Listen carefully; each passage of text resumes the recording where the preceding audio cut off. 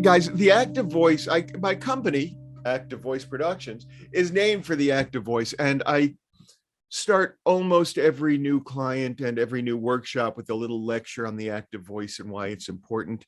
And I recently found out that one of my high-end clients has been keeps looking up what the active voice is and hasn't been clear on it,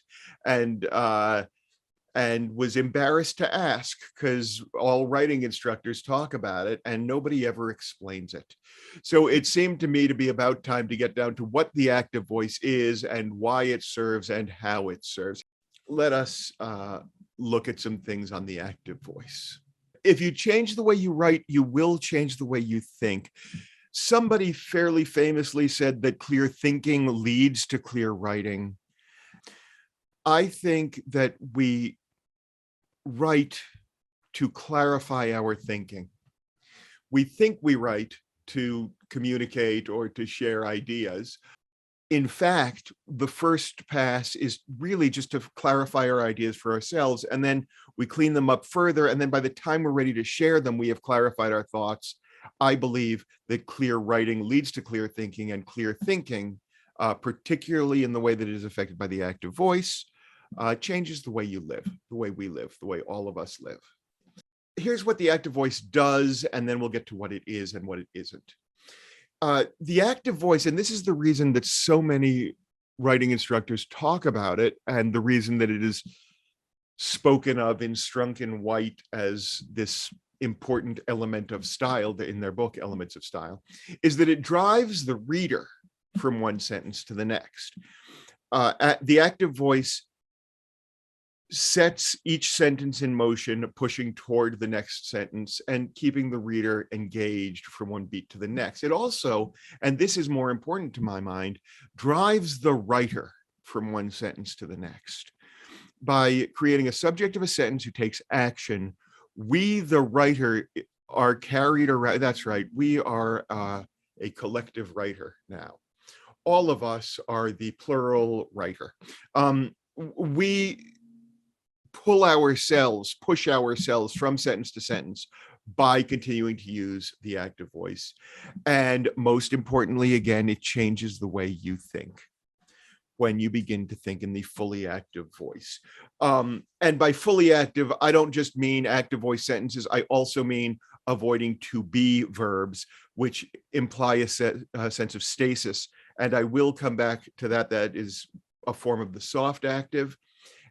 This has been with you in your indoctrination from childhood. It is one of the ways that we, as worker bees in a society that depends upon poverty and effort, it keeps us from showing ambition, from striving to change the world. How many times have you been told you can't change the world, you can't fight City Hall? Those are lies. You can change the world. You can fight City Hall. From the first time someone asked you what you wanted to be when you grow up, instead of what you wanted to do with your time on Earth, you were informed that at some future point, you would be allowed by someone to enter this form of stasis under your adult title. To be something is about wearing the right wardrobe and carrying the right equipment and having the status. I am a producer, therefore I drive a particular car and people look at me in a particular way on set. I am a coach and therefore people look at me in a particular, I wear a suit and therefore. None of that has to do with what one accomplishes, how one uses one's energy. When we do something, we utilize and invoke and create motion, energy, and action. So let's talk about what the difference is between, in this case, the soft active of what one wants to be and the fully active of what one wants to do. I want to be a fireman is very different from I want to fight fires. There is in the latter a genuine intention as opposed to a desire for attention. They wear the nice costume and people love them. Is very different from what firefighters actually do. I am a teacher, as opposed to I teach. I am a teacher has a resonance of pensions awaited, of a span of time spent doing a thing as an ongoing experience, as opposed to I teach, a simple action. I teach martial arts. I teach writing. It is a very different feeling, and it almost begs for the object, the information. What do you teach? Someone says, I'm a teacher. The conversation is over. Someone says, I teach. What do you teach? Now there's more. You already want more information. I was an award-winning author. This is one that I struggled with for a long time. I was an award-winning author. I wrote an award-winning book.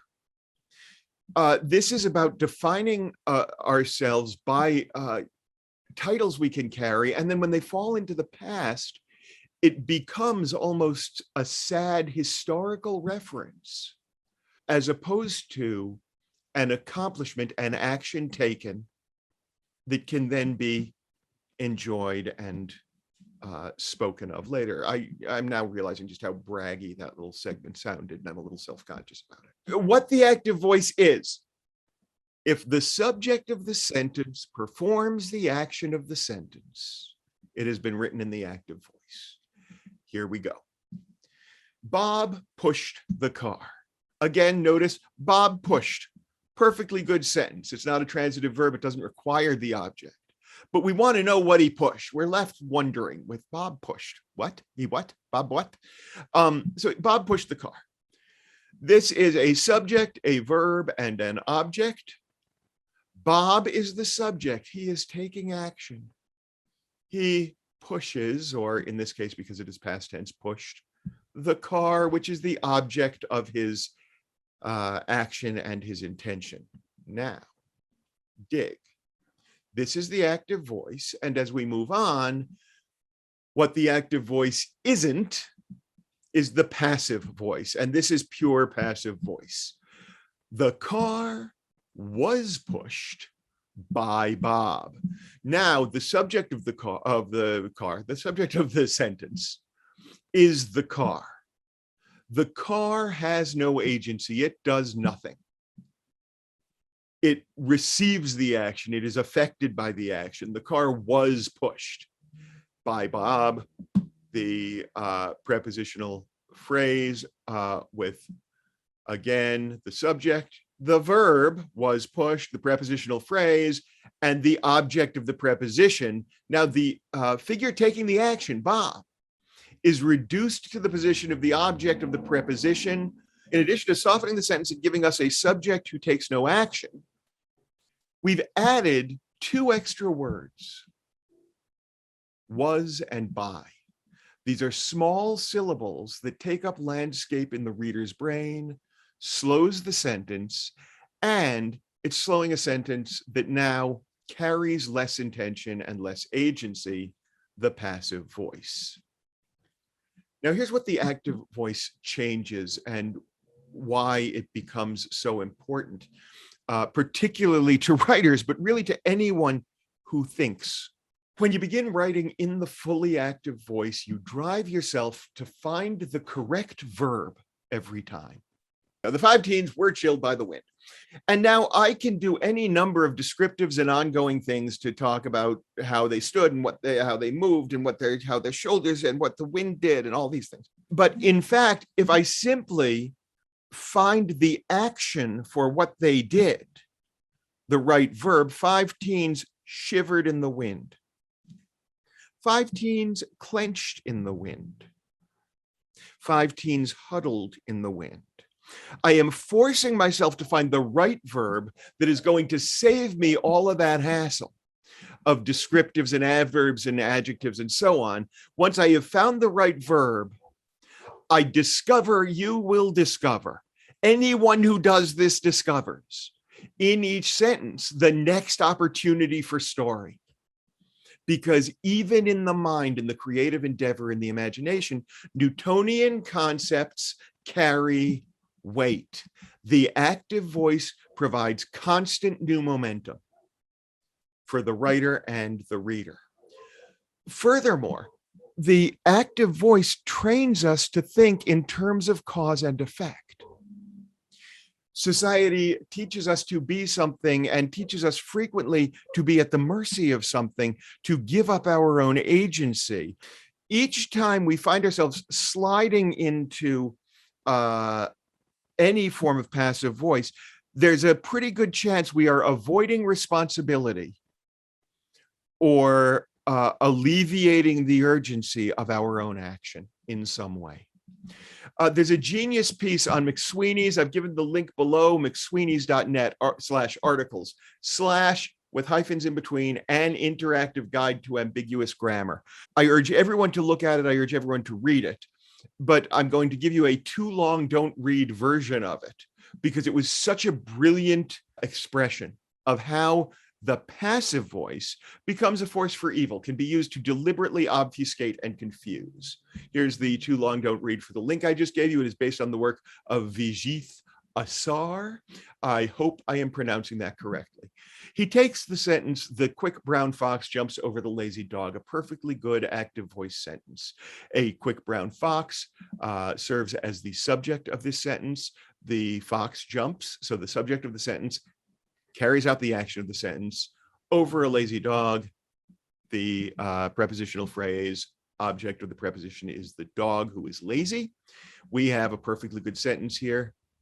But let's just turn it into the passive voice first, because that's the first thing you do if you want to obfuscate. The lazy dog is jumped over by the quick brown fox. Now, as we just discussed, the object has become the subject, even though it has no agency, takes no action. The lazy dog is jumped over. It's just lying there. It hasn't done anything. We have a sentence about somebody who has acted around. But to make it a little more removed, Vijith suggests that we put it into the past tense rather than the present tense.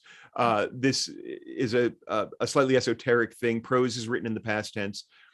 Scripts generally written in the present tense. We'll get a little bit into that later. For now, just know that the past tense gives us a little distance and therefore a little safety from the danger of this horrible action of the quick brown fox jumping. A lazy dog, we've now taken away the specificity of the article the.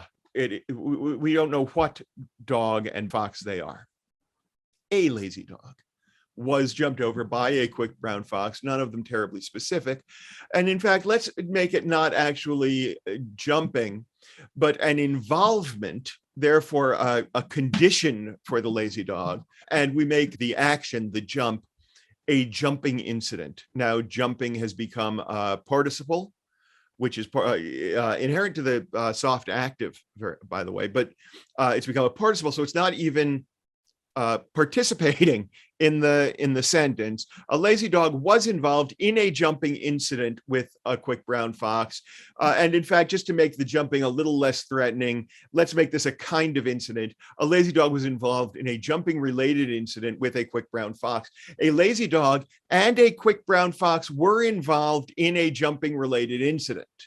Now we have two subjects of the sentence, neither of whom takes any action, both of whom are somehow connected to an incident that is not very well defined, but has something to do with jumping. We can remove the descriptive of the fox by making its quickness the subject of the sentence, further removing any actor from any action. Speed was involved in a jumping related incident with a lazy dog and a brown fox. In fact, let's make the qualities of the fox malleable and mutable so that it becomes speed was involved in a jumping related incident with a lazy dog while a fox was brown. And finally, we now have the opportunity to remove the object entirely from this because you no longer need it. Speed was involved in a jumping related incident while a fox was brown. Now we have lost all meaning while relaying the same information about an action. A fox jumped. This is how we get to the St. Louis County Police Department was involved in an officer-involved shooting after officers came under heavy fire, which was written, edited, reviewed, and then published in a newspaper. that did not want to say a police officer shot a black person. The passive voice and the obfuscation of language, the use of it to blur events, really illuminates just how powerful the active voice can be. The active voice gives agency. And this is why I say when we get ourselves in the habit of writing in the active voice, we begin to think that little voice that sometimes narrates in our heads as we go through our day begins to narrate in the active voice. In fact, we begin to shift it deliberately into the active voice, and we have more agency in our world because the way we utilize and process through language defines the ways we think. Someone or something does a thing. Perhaps it has an effect on something or someone else. It always leads to something new. And this is why newspapers avoid printing "The police shot a black man." It gives agency to the person who did the thing. It might have an effect on someone, something that did have an effect on someone or something else. Printing it might have an effect on someone or something else, and it always leads to something new. And that's what we're avoiding when we go to the passive voice.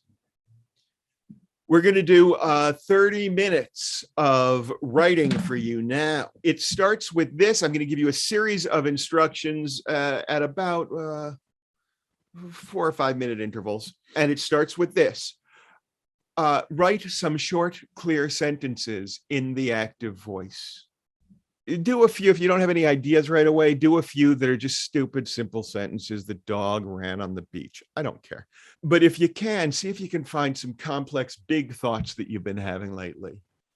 And find out if you can break them down to the specific, clear, active voice sentences. I am going to start on that for, you're going to have about 5 minutes before I interrupt you.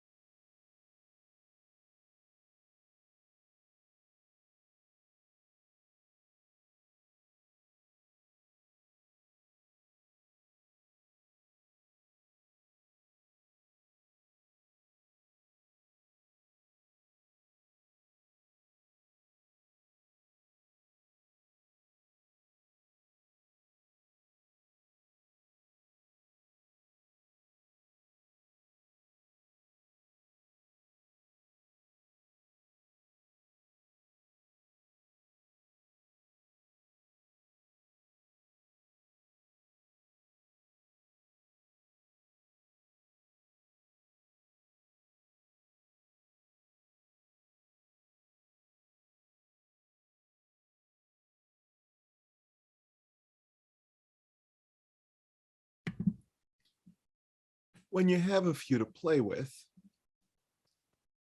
make sure each of them has a subject that carries out the verb. Know what the subject is and what the verb is.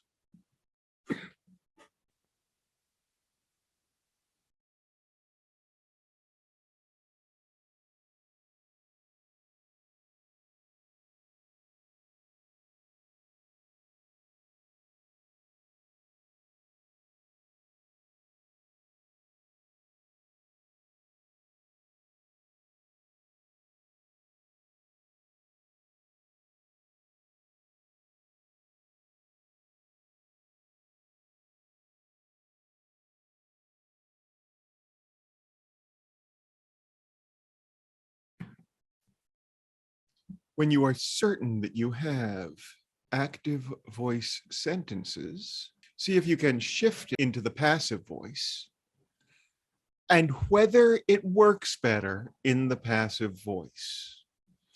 I talk a lot about how the active voice should be the default, but do not think that means it is a rule that must be followed under all circumstances. If you find a sentence that works better in the passive voice for whatever reason, keep it that way and see if you can find out why it works better that way.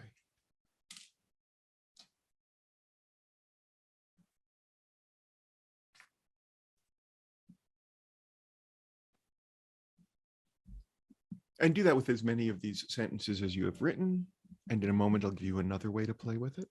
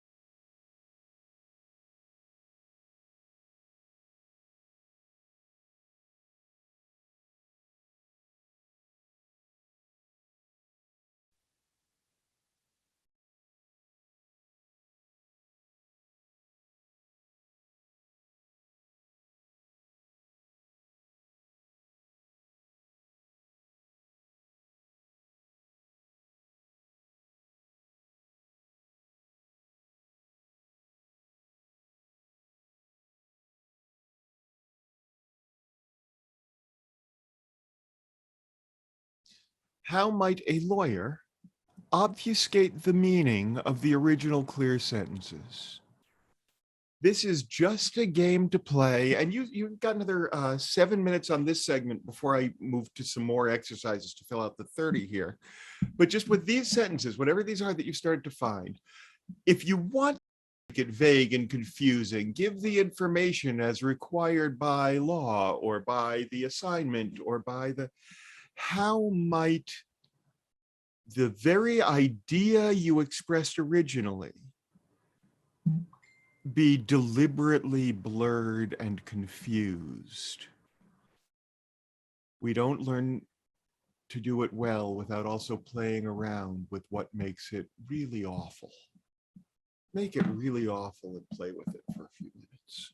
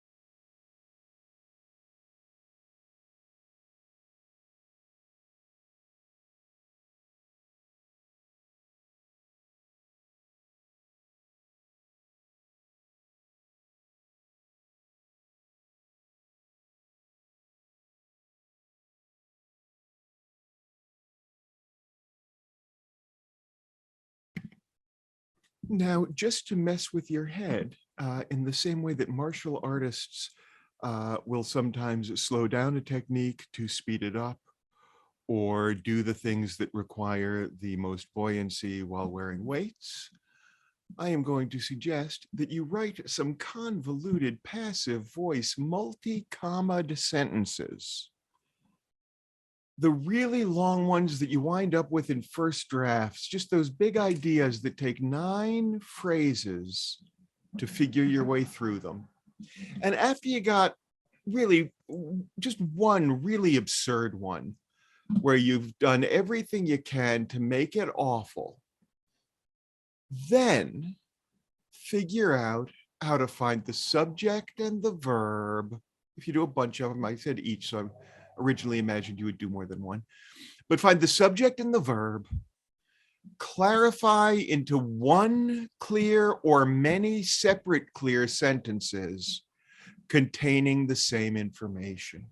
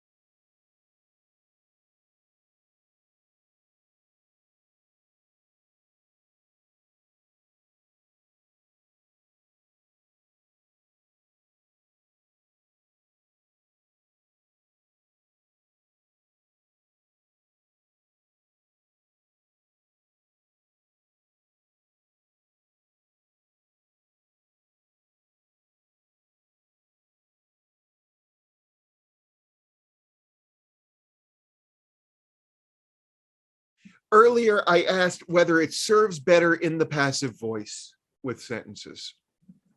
And I'd like to just take a moment to house clean around that. Yes, make the active voice your default. The more you write in the active voice, the more you think in the active voice, and the more you think in the active voice, the more you understand your own agency as you move through the world and the specific actions of other people around you, whether they are conscious or not of their intent. It is the writer's version of a particular kind of martial arts trick, changing the mind into the active voice so that we can better read the intention of those around us. Sometimes in our writing, the passive voice might serve a need. You'll start writing in the active voice consistently, and then you'll intuit times that the passive voice provides texture or purposeful implication. And it'll be an exciting moment for you if you're like me. And if you are anything like me, I am so sorry. If you're like me, this eventually you will realize that you are so habituated to writing in the active voice that as you're going through your document, you'll notice when there's something in the passive voice and realize that it made sense for the circumstance and you wish to leave it. Some of those that have come up, well, that's not true. Some of those that I came up with the other day when I was putting this together that might make sense. He was immobilized by the depression. This could easily be turned into an active voice sentence. The depression immobilized him. Or he sat depressed, turning that noun into an adjective, right? A state of being. But with depression and the specific immobilization, as I have experienced it at times in my life, it does not feel like a deliberate action on my part, on the person's part, on the subject's part. It feels as though it is something imposed from the outside and a reduction of agency that is then implied through the reduction of agency in the softness of the sentence. We have a sense of stillness as he was immobilized. Her vision was dulled by the slow dissolution of the medications into her bloodstream. In this case, there are any number of ways that it could be rearranged. The medication took hold. Her vision dulled.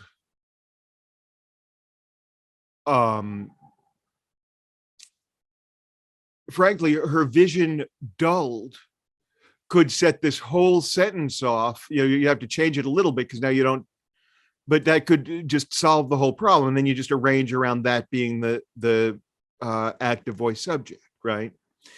But here we have, and there's a reason that I did it this way, because here we have an experience in which the character, the subject of the sentence, experiences the body as separate from herself. Her vision is not her. Her bloodstream is not her. These are elements of her being affected by the action of the medication, right? So I am now putting the elements of her body around the outside so that the medication is literally dissolving within her, within the sentence. Her vision is up front, her bloodstream is at the end. In the middle of all of that, you've got the dissolution of the medications, and it makes sense to use the passive voice because it's how that internal, to both the sentence and her body, internal action affects her. Similarly, he was surrounded by enemies. It is a moment of weakness. It creates the sense of lack of agency. I realize in my writing, I frequently slip into the passive voice as the hero or the character I'm following at any given moment feels defeated. As defeat comes upon them, they lose more and more agency in the language. And then I have to make decisions in the second draft as to how much I want that to remain the same. Now we get to the thing that I mentioned earlier, the participle, and what I call the soft active, in the hope that someday someone will call it Brody's soft active. The ing form in any use is the participle. In this form, a verb can experience myriad transformations. And the one that causes the soft active is the first one. The continuous tense of verbs.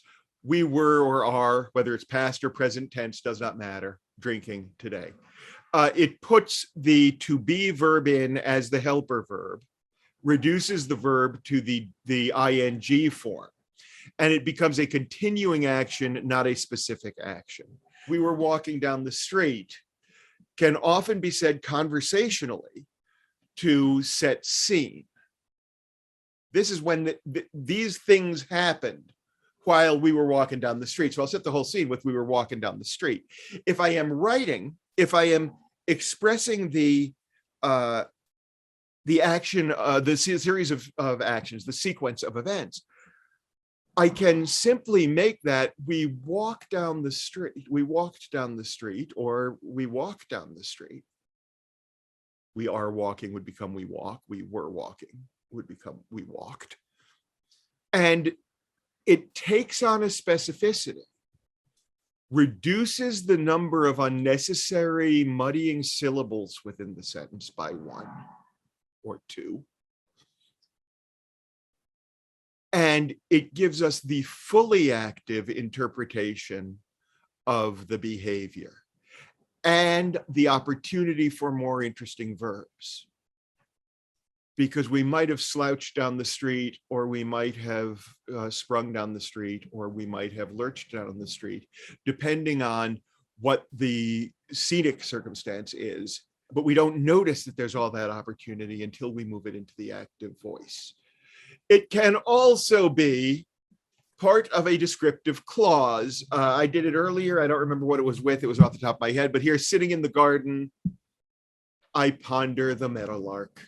This is something that I actually have never done. So this is a lie in the active voice. Regardless of that, sitting in the garden is a descriptive clause up front. I, the subject, this is first person, ponder, perfect, strong verb, even though it's not particularly active. It is a strong verb. It is an action taken by the subject. The meadowlark is the object of this sentence. It can become an adjective, as in running water or climbing vines. Here, the participle of running, to run, the participle of to climb, serves to describe the object, therefore an adjective. And finally, the gerund, a noun made from the verb, is called a gerund.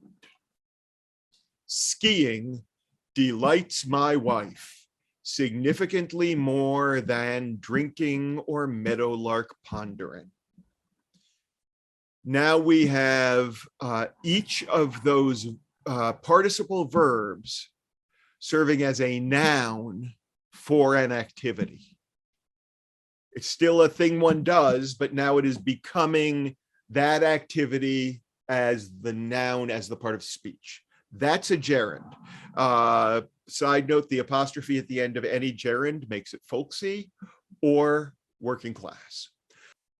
So just take 5 minutes, write a few sentences using gerunds.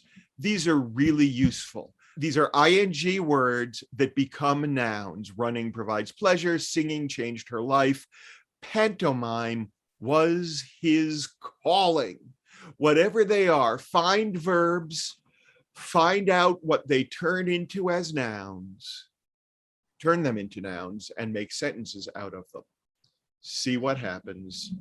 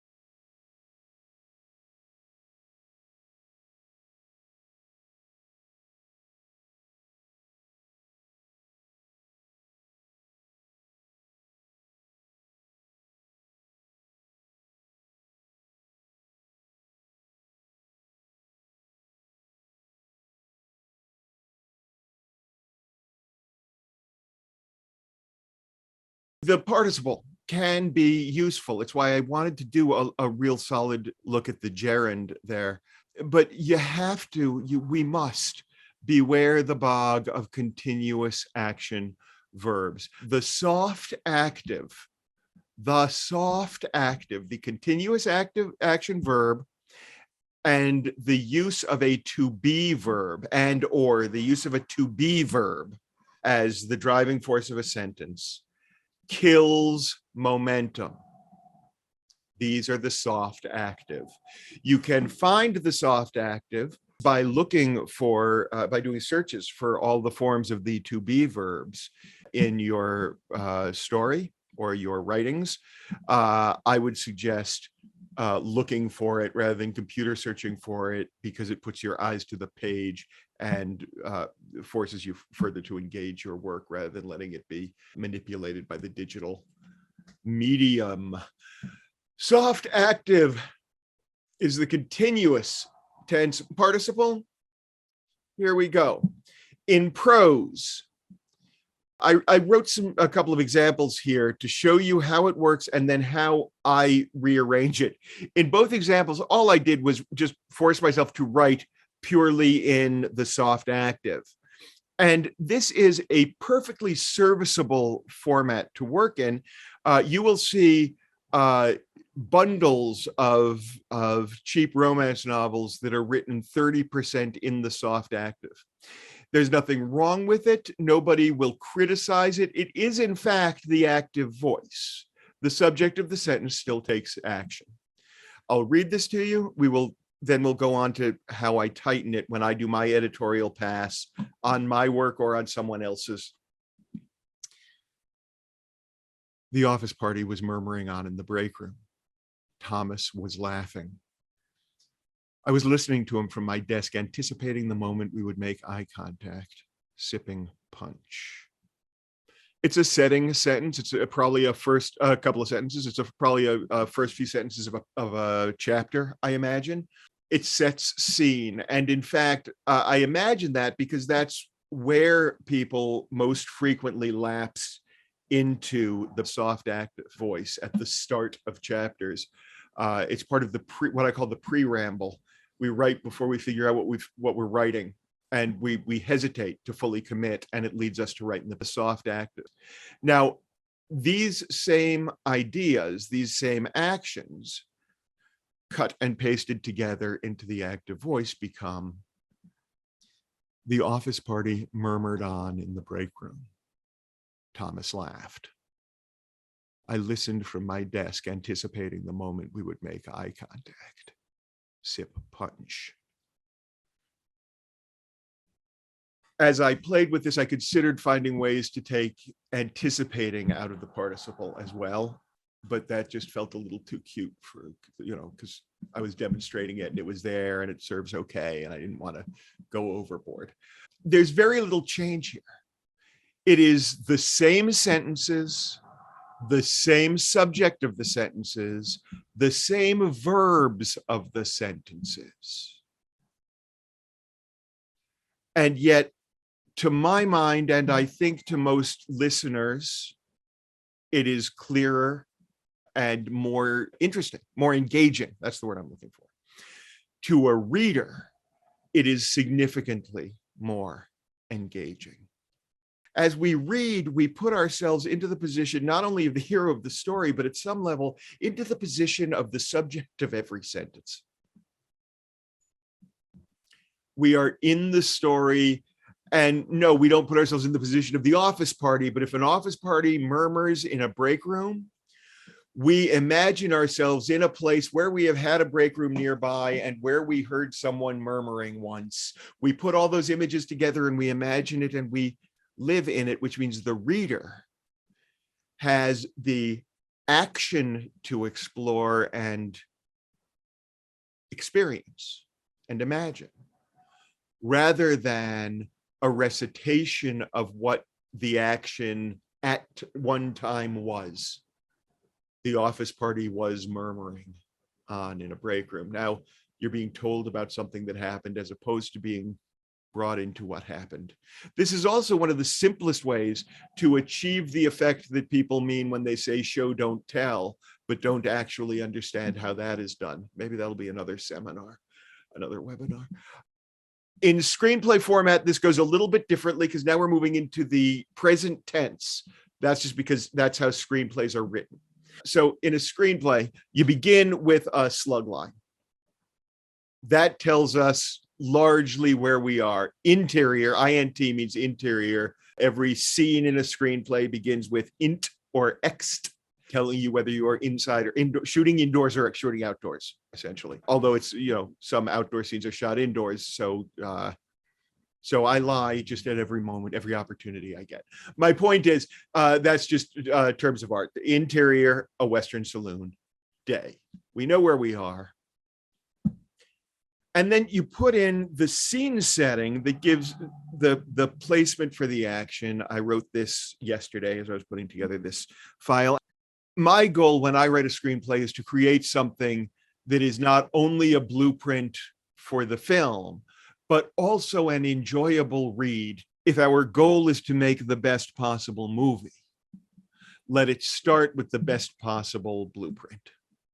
So I do this work even in a screenplay in which this descriptive isn't exactly going to be on screen. But you'll see as we move through this how I do this. So here it is. Interior, a Western saloon day. The sun is slanting down through dust and cigarette smoke. 5 men are sitting around a table playing cards. A pile of chips is sitting in the middle of the table, and Dave, the guy in the funny hat, is pushing in the last of his chips. Minor parenthetical side note: I wrote in the active voice, in the soft active. Writing in the soft active, I became aware that I was writing a cliche scene. We all know this scene. I threw in the funny hat purely because I wanted something that made this small sample paragraph something other than just pure cliche. I had no idea why I put in the funny hat. I thought it might get a chuckle. I needed a break in the pure cliche of all of it. Now, notice that we have the sun is slanting. It's coming through the dust and the cigarette smoke, but that's still soft active. 5 men are sitting around a table playing cards. This has started sometime before. It continues in the future. And a pile of chips is sitting. Oh, we've come to it in the middle of the action. Pile of chips is sitting. It was there. We're now looking at what happens. The guy in the funny hat is pushing. Okay, so we've come in at this moment. We've said all this stuff to explain and describe the surroundings before we get to the moment that we are creating for tension in this paragraph. Shift it to the active voice, and it immediately begins to take on a sense, not only a sense of urgency, but also a sense of individual images without directing the film on the page, close up, the sun on motes of dust. Here we go. Simple, clear, active voice sentences. Interior, a Western saloon day. The sun slants down through dust and cigarette smoke. 5 men play cards around a table. With a pile of chips at the center of the table, Dave, in a funny hat, pushes in the last of his chips. Now, I haven't changed what takes place one iota. All that has changed here is the sentence structure that moves it into the active voice. And abruptly, it has almost a narrative tone simply by moving into the active. I notice here that the word a in with a pile of chips has been erroneously left capitalized. That is an artifact of the writing as I was doing it. I created another slide. I didn't realize this had remained here. As I played with this, I take this to the next level. And as I was writing this one, there was a point where I was thinking of making it two separate, an additional sentence, and make it: the sun slants down through dust and cigarette smoke. 5 men play cards around a table. A pile of chips dominates the center of the table. Dave in a funny hat pushes in the last of his chips. It just made an extra sentence for the pile of chips. It gave them their own implied shot when it is put on film without direction. I left it this way because I realized at some point that I was going to create the next one, and I didn't want to go too far into making it all that tight before I showed you what I start to do once I've gotten here.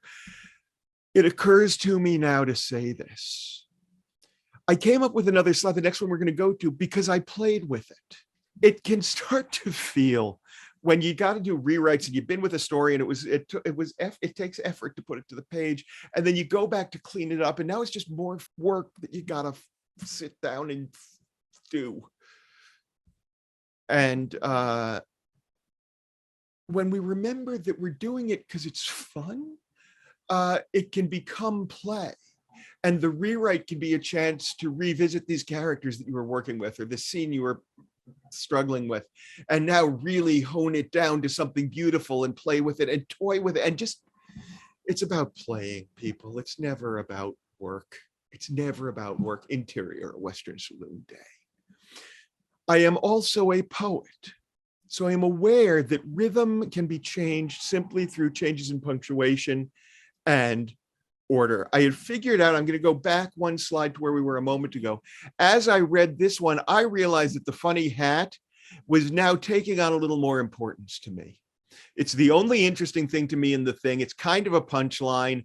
What if we move the punchline to the end? That is the key to making any joke of any sort work. And so I came to this. Interior, a Western saloon day. The sun slants in. Through dust and cigarette smoke, 5 men play out a hand.